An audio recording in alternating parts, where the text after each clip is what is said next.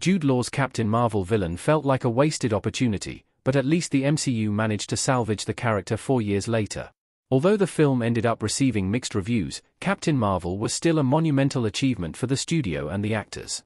One of these actors was Jude Law playing Yon-Rogg, Carol Danvers' Kree mentor on Holler. Seemingly trustworthy at first, Yon-Rogg turns out to be the film's main villain as the Kree's true motives are revealed. Yon-Rogg had the makings of a decent villain, but his potential was ultimately wasted on limited screen time. Despite Yon-Rogg surviving the events of Captain Marvel, he was limited to one film because of a one-picture deal and did not appear in the Marvels. In a 2024 interview with Variety, Law talked a bit about his MCU experience, saying, "I don't think there was much more they could get out of Yon-Rogg. That, for me, was the height of Marvel." He was ultimately satisfied with his time but wished he could have done a bit more with the role. Luckily for Law, he got to reprise his role as Yon-Rogg in Season 2 of What If? Jude Law's Captain Marvel role didn't fully flesh out the MCU villain. Marvel has a habit of wasting villains. Law's Captain Marvel role fell victim to a recurring MCU villain trend. A character can't really develop if they are only limited to one appearance, especially villains who need fleshed-out motives.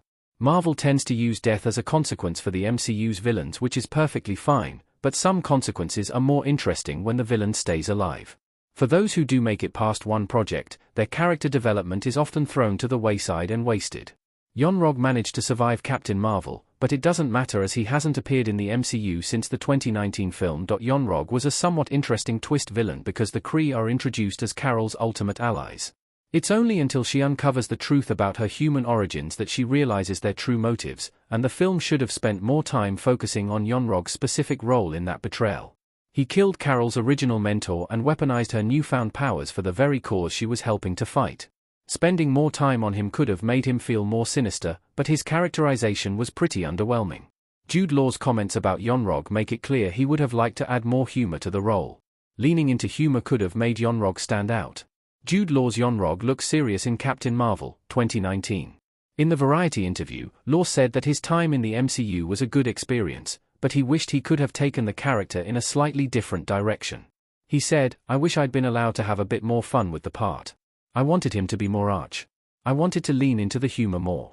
Although there are a lot of genuinely terrifying MCU villains, some do best with a little bit of humor, especially if they aren't made out to be a top-tier vicious threat. Yon-Rogg could have done with a comedic touch because, while he was a villain, the overall tone of his character wasn't exactly dark. Making his character's personality stand out in some way would have made it clearer to the audience that he was the main villain of the film, but he unfortunately fades into the background. Marvel obviously had a clear direction that they wanted to take Yon-Rogg, and that seemingly didn't leave much room for Law to play around, but it's interesting to hear the actor's insight into his character even all those years later. Yon-Rogg's What If? Season 2 appearance let Jude Law's movie wish come true in a different way for the MCU. Law voiced Yon-Rogg in the Disney Plus show.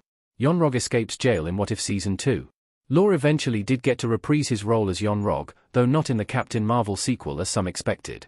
He voiced the character in Episode 1 of What If?